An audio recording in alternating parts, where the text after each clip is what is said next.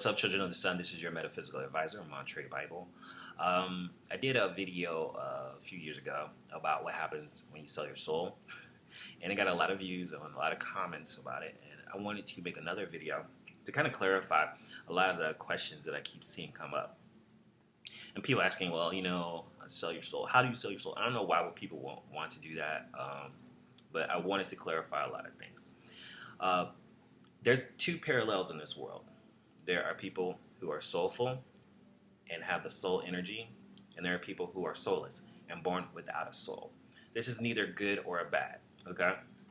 So if you're born without a soul, it's, like I said, don't try to say, oh my God, that's a horrible thing. Why would you, it's neither good or bad. Because the soul, the world is always going to have parallels. So like you have light beings and you have light workers, there are people who are dark workers. Those are basically people who are born without a soul. They've accepted it, and they are using the darkness to create things. They're using chaos and darkness to make things happen. Dark workers, it is what it is. There are people who do not want to use the light to create things. They use the darkness. They use chaos. They use fear and all those dark emotions to influence people. Okay, and we see it every day. We see it every day. We see it in the media everywhere. Soulful people, soul energy is like a fire. It's in you, and it allows you to be creative. It allows you to make change. It changes the world through creativity. It changes the world through love. Now, everybody can't be on that same level. All right? So this is where you have that yin-yang energy. That yin-yang energy. That flow of yin-yang energy. So as long as there's people of the light, there are going to be people of the dark. Always. That's just how it is. You can have people with souls and people without souls. Okay? Now, that fire of creativity, like I said, allows you to create. It allows you to make change, make things happen. That same change you can do to people without a soul. Which is why sometimes people without a soul try to say, they're like, ooh, what? They don't want soulful people around because you might ignite something in them. Especially if they're conscious of the fact of the darkness and they want to stay in that arena.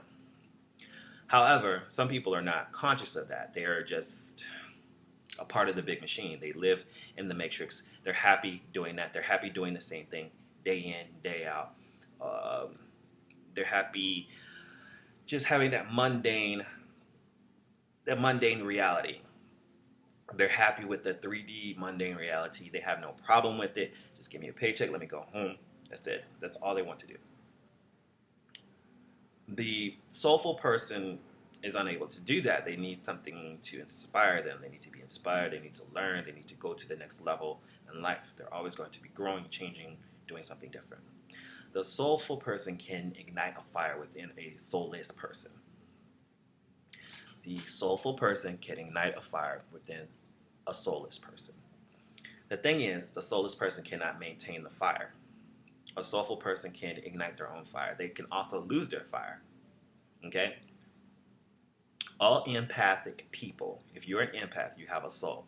Everybody with a soul is not an empath. Let me know if I'm going too fast. All empaths have souls.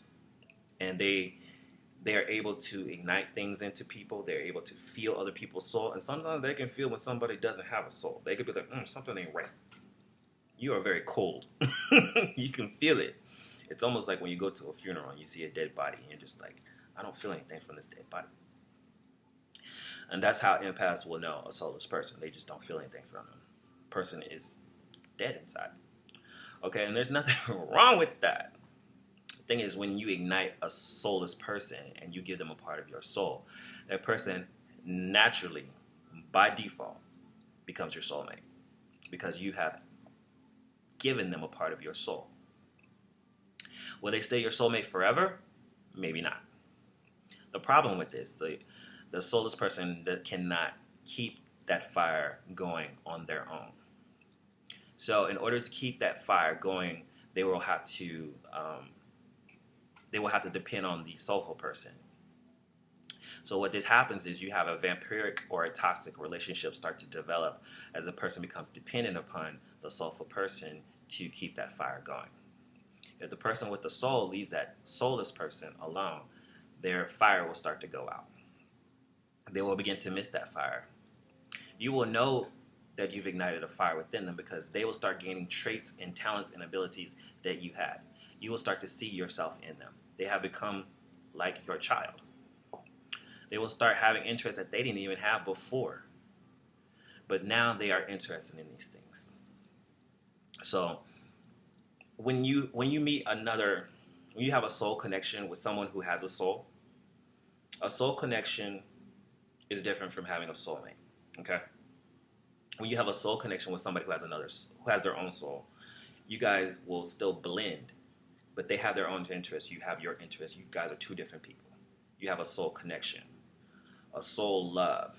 Okay, it's like taking one candle and another candle and putting it together, and they become a big flame, and it's hot.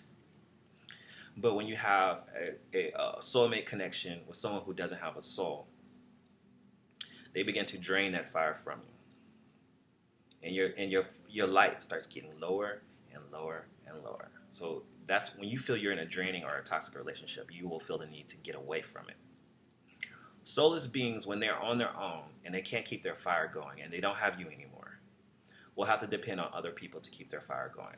So soulless people or people born without a soul need to be around large crowds. So if you are born without a soul, the best advice I can give you, yes, you need to be around large crowds because you can tic-tac from people without draining everybody or without draining one person.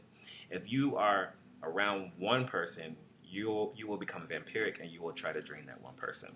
Are they better single? Probably. These people definitely will need multiple partners. And you wonder why, how are these people in all these multiple relationships? How is this person in open relationships and they're just doing anything they want to do? And this is not a problem for them. People like that need to be around multiple people. They get their security from having multiple partners, needing to be around multiple people. They need large crowds. Empaths are the opposite. They cannot do that. They cannot be around a lot of people. Empaths in large crowds feel drained.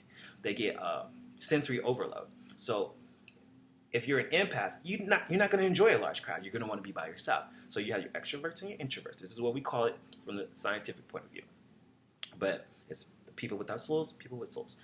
People without souls, after they get a taste of the soul, they want to keep that energy going. They want to keep that soul that they have inside of them. Okay? They want to keep that fire going. This is what makes them happy now. So then they have to, only way they can do it is to be around large crowds of people. And they can just get a little bit from everybody.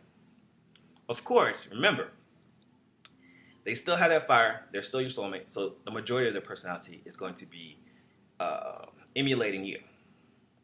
If you have a soul, they're going to be emulating the soulful person. But as they tic-tac from other people, then they will start becoming more like other people. So their personality will start to change very quickly the more they hang around other people. And they'll start gaining things. The only way is if they let that fire go out completely. If their fire goes out completely, then they will fall back into the humdrum of society. And they will lose all of that. They will lose all that interest. And they will start over from scratch. And that's how you can tell a soulless person. They'll lose their entire interest in all of that. And they'll go back into the machine, the matrix, and go back doing whatever they're doing. They'll go back into that dark place. So this is the difference between soulful people and soulless people. And we live everywhere. There are people who do not have souls. And they do not care. And they feel justified when they do negative things. And there are dark workers. Most are the soulless ones who will use dark ways to make things happen. So, I mean, you decide on your own if that's you. Like I said, if that's you, if you're a soulless one. In order to not have a toxic relationship, you need to be around multiple people. Otherwise, you're going to drain whoever you're with. Okay? That's just how it is. So those people are better off single unless they get into a relationship that is open like that. Two soulless people, unless they're both empty, that's the only way that can work. Two soulless people, I don't know if that would work out because they're draining each other. They're draining each other, so I think eventually their heads will probably butt because, especially if they're just dependent on each other. But if they're depending on a lot of people, it may work because it's like the vampiric relationship. It all depends.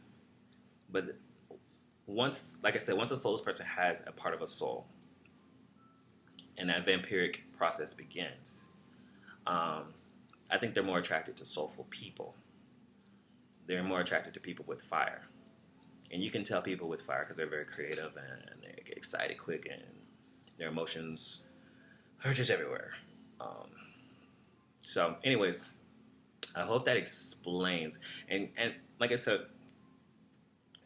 a soulful person, their soul can go out. Their fire can go out. The difference is, a soulful person, your fire can never go out completely. It's always like a burning ember.